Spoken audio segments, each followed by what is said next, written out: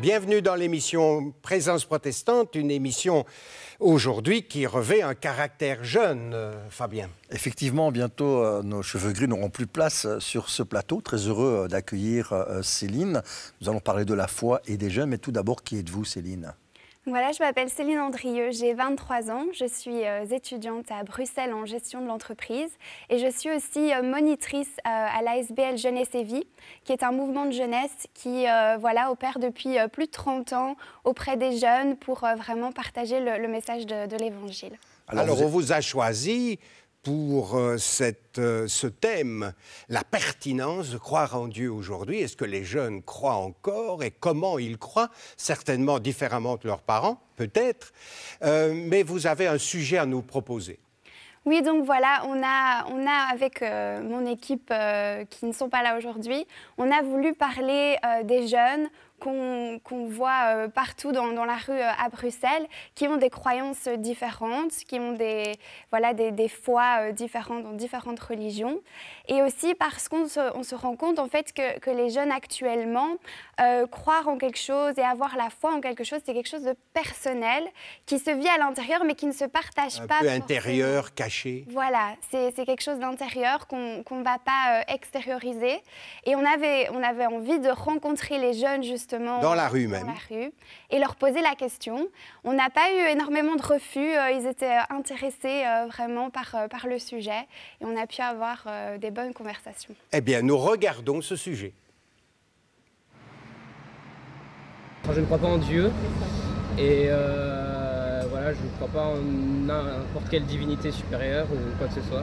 Je comprends que pour certaines personnes ce soit quelque chose d'utile parce que ça peut être un fil conducteur dans ta vie ou une raison de vivre parfois pour certaines personnes, mais moi ça ne m'évoque pas grand-chose. Tout ce qu'on m'a appris dessus à l'école et tout ce que je sais, ça me semble tellement peu réaliste que j'arrive pas à y croire.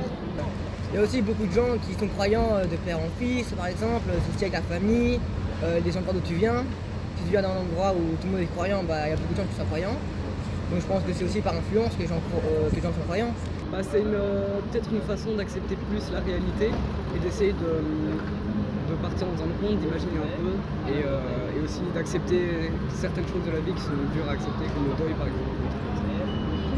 Je dirais que quand je traverse des moments difficiles, ma foi est là pour m'aider à la traverser. Et je sais qu'elle sera toujours là, quoi qu'il arrive. Je sais que par exemple quand je prie pas, je sais qu'à chaque fois il m'arrive un malheur. Et quand je prie, tout va bien. Ma foi tous les jours c'est quelque chose qui m'apporte une stabilité, qui m'apporte de la joie et de la paix. Et avoir la foi pour moi c'est savoir qu'il y a quelque chose qui est plus grand que moi, qui me garde et qui me protège en fait. Ça me ramène du bonheur et je sais que je serai toujours bien dans ma vie et je sais qu'il y aura toujours ma foi pour me sauver et que tout ce que je traverse, ça me ramènera des choses plus tard. Et voilà. Parce que les jeunes, des fois, on est un peu plus dramatique. Et pour moi, en tant que jeune, et surtout avec mes études, je pense que c'est important pour moi d'avoir cette foi-là en ce Dieu-là qui me regarde, qui prend soin de moi et qui m'écoute. Ce qui est intéressant, Céline, cette interreligiosité dans cette capsule, on entend quelque part que la prière, elle est commune à certains mouvements, la foi, elle vous concerne aussi. C'est interpellant pour vous d'entendre les avis de ces jeunes ? Oui, tout à fait. Je trouve que ce qui est génial à Bruxelles, c'est qu'il y a cette multiculturalité et cette pluralité de différentes religions. Et donc, ça permet en fait aux jeunes actuellement d'être beaucoup plus tolérants et d'être entourés en fait d'amitié et de gens de tout horizon, ce qui leur permet vraiment cette tolérance. Et à moi aussi, j'ai étudié à Bruxelles toutes mes secondaires. J'avais des amis athées, orthodoxes, musulmanes.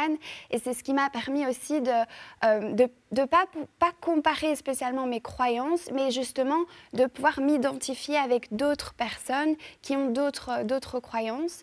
Et au final, de se rendre compte qu'on se retrouve sur les mêmes valeurs. Et peut-être pas on n'a pas la même pratique de la religion, mais on a vraiment les mêmes valeurs et on croit en plus ou moins la même chose. Ce qui est interpellant dans cette capsule, ce qui moi m'a marqué, c'est vraiment l'honnêteté, mais aussi le côté décomplexé et puis le naturel. Chacun s'exprime selon ce qu'il pense, quoi. Oui, c'est ça. Les jeunes restent des jeunes. Je pense qu'ils sont très spontanés aussi et ils vont parler de ce qui leur tient à cœur. Ce que j'aimais bien aussi, c'est simplement un des garçons dans la vidéo, je pense qu'il dit très naturellement, voilà, moi je ne crois pas, mais je suis très respectueux de ceux qui croient. Et c'est vraiment ce respect, je pense, qu'on retrouve encore actuellement chez les jeunes. On a l'habitude de penser que le chrétien, par exemple, est assez fermé. Quand il a sa foi, il l'affirme sans trop prendre garde aux autres. Ça ne paraît pas dans cette petite vidéo. Et vous parlez de tolérance. Alors, il y a un changement? Je dirais que le changement se fait actuellement, oui, chez les jeunes. Parce que justement, ils sont confrontés à cette multiculturalité et cette pluralité des religions. Et donc, ça les amène, je pense, à être ouverts à d'autres choses et moins être fermés. Peut-être à l'époque de nos parents où on n'avait pas un énorme choix de croyances, qu'ici, c'est beaucoup plus diversifié dans les choix qu'on peut faire et qu'on peut prendre. Et ça vous aide? Vous avez des partages entre différentes religions, mais aussi avec l'athéisme, par exemple? Oui, tout à fait. La plupart de mes amis sont athées. Et c'est très frustrant, ça peut être très frustrant pour moi d'essayer d'expliquer mes croyances et mes choix, mais toujours avec ce respect qu'elles ont pour moi. J'ai jamais eu de difficulté en fait à parler de ma foi. J'ai toujours été entourée par des amis qui parfois ne comprenaient pas toujours, mais comme je le disais au début, c'est aussi avec mes amis qui étaient par exemple musulmanes que je trouvais plus de points communs sur certains sujets qu'on abordait, on se comprenait mieux. Alors on sent beaucoup de sincérité dans vos propos, mais aussi dans votre capsule. La foi aujourd'hui, parfois on dit ça relève du privé. Est-ce que vous avez essuyé parfois des moqueries lorsque vous en parlez naturellement? Des moqueries, je dirais pas, je dirais plutôt des taquineries ou des commentaires un petit peu déplacés, parce que je pense que le problème, c'est qu'on ne comprend pas, en fait.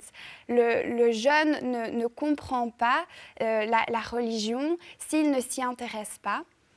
Et c'est un peu le problème aussi actuellement, c'est qu'il y a cette pluralité, c'est très bien, mais on oublie alors de poser la question aux jeunes. En quoi est-ce que tu crois? Et on oublie aussi de lui demander simplement est-ce que tu as des opinions par rapport à ça? Et je pense que c'est un peu le problème actuellement. Et j'invite vraiment les jeunes à se poser des questions, à aller plus loin. Est-ce qu'il n'y a pas plus à ma vie que simplement ce que je suis en train de vivre à l'école? Et de ne pas avoir peur de chercher des réponses. Personnellement, je pense que les athées, dans cette vidéo, ont posé mieux la question de la foi, puisqu'ils parlaient d'un fil conducteur dans la vie, n'est-ce pas, un fil conducteur, alors que certaines chrétiennes ou musulmanes disaient la prière arrange tout. Je résume. Quel est votre avis là-dessus? La foi, c'est quoi? Ça arrange tout ou bien quoi? Pour moi, en effet, c'est un fil conducteur. Ça donne du sens à ma vie. Et je me retrouve dans les deux avis. J'étais étonnée d'ailleurs qu'une personne athée pense que voilà, ça peut donner un sens à la vie de quelqu'un qui croit, parce que pour moi c'est le cas. Je pense aussi que voilà, c'est aussi dans les moments difficiles comme dans les moments heureux que je me repose sur ma foi, et pas seulement dans les moments difficiles. Eh bien voilà, c'est sur ces mots que notre émission Présence protestante va se refermer pour aujourd'hui. À nous de nous laisser interpeller d'une manière ou d'une autre. Nous vous disons au revoir à une prochaine émission de Présence protestante.